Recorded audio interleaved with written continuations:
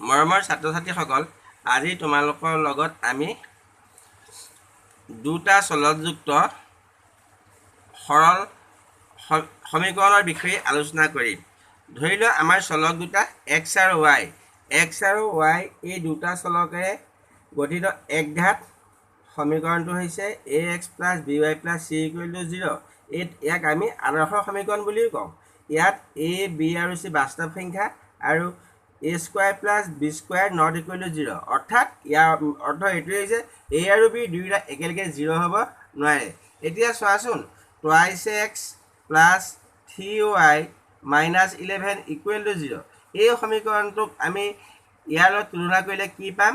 A equal to 2, B equal to 3 আৰু C equal to -11। এতিয়া A X plus B Y plus C equal to 0 এই সমীকৰণটোৱে সদায় এডাল সৰলৰেখা নিৰ্দেশ কৰে আৰু সেই ৰেখাডালত থকা প্ৰত্যেকটো বিন্দুৱেই সমীকৰণটোৰ এটা সমাধান হয়। এতিয়া আমি এনেকুৱা দুটা সমীকৰণ যদি একেলগে লওঁ, চোৱাচোন, ধৰি লোৱা আমি লোৱা সমীকৰণ দুটা হৈছে a1x plus b1y plus c1 equal to 0 আৰু a2x যোগ b2y plus c2 equal to 0। ইয়াত দুটা সমীকৰণ পালা, 1 নম্বৰ সমীকৰণ আৰু 2 নম্বৰ সমীকৰণ। এই সমীকৰণ দুটাই দুডাল সৰলৰেখা বুজাব। এতিয়া তোমালোকে জানা, দুডাল সৰলৰেখাই মাত্ৰ এটা বিন্দুহে কটাকটি কৰে, আৰু যদি কটাকটি নকৰে তেতিয়া কি হ'ব? সৰলৰেখা দুডাল সমান্তৰাল হ'ব বা দুইডাল ৰেখা মিলি একেটা ৰেখাই হ'ব। গতিকে ইয়াৰ পৰা আমি পাম, চোৱা, যদি আমাৰ a1 by equal to b1 by b2 equal to c1 by c2 হয়, তেতিয়া সিহঁতে ৰেখাডাল মিলি যাব, একেডাল ৰেখা হ'ব, একেডাল ৰেখা হ'ব। যদি a1 by a2 equal to b1 by b2 not equal to c1 by c2 হয়, সমান্তৰাল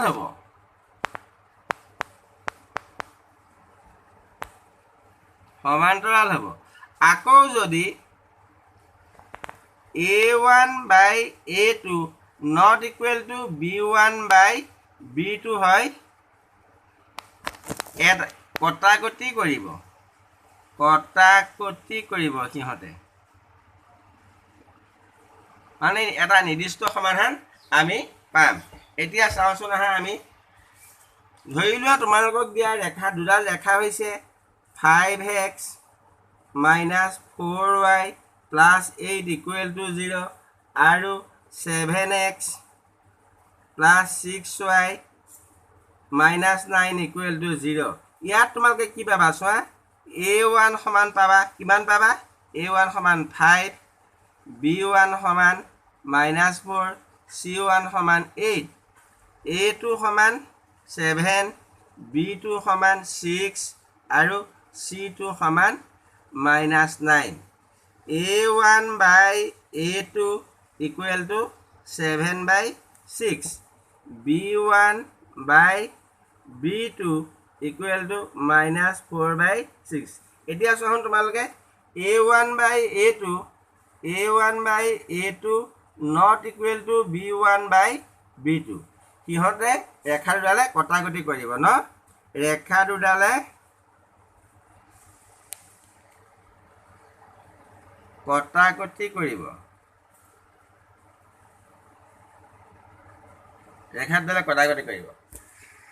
আকৌ ধৰা আমি অন্য দুটা সমীকৰণ ল'লোঁ, 9x plus 3y plus 12 equal to 0, 18x plus 6y plus 24 equal to 0।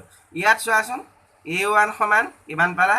9, b1 সমান 3 আৰু c1 সমান 12, a2 সমান 18, b2 6 হ'ব আৰু c2 24 হ'ব।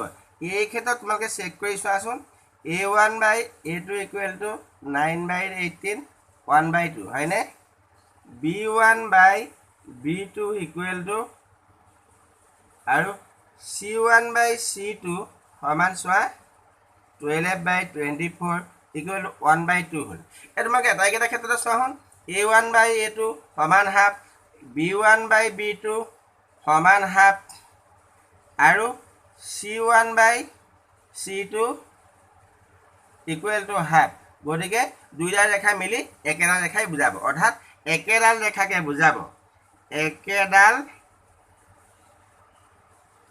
ৰেখাকে বুজাব আকৌ চোৱা আমি অন্য এটা কেছ ললো 6x minus 3y plus 10 equal to 0 আৰু twice x minus y plus 9 equal to 0 এই ক্ষেত্ৰত চোৱাচোন a1 সমান 6 b1 সমান minus 3 c1 সমান 10 a2 সমান 2 b2 equal to minus 1 আৰু c2 equal to 9 ইয়াত চাবা a1 by a2 সমান 6 by 2 equal to 3 b1 by b2 সমান minus 3 by minus 1 equal to 3 আৰু c1 by c2 সমান 10 by 9 এটা এই ক্ষেত্ৰত চোৱা a1 by a2 সমান b1 by b2 হল কিন্তু ইয়াৰ মানটো c1 by c2 নহলে গতিকে ৰেখা দুডাল পৰস্পৰ লম্ব হ'ব পৰস্পৰ সমান্তৰাল হ'ব ভুল হৈছে পৰস্পৰ সমান্তৰাল হ'ব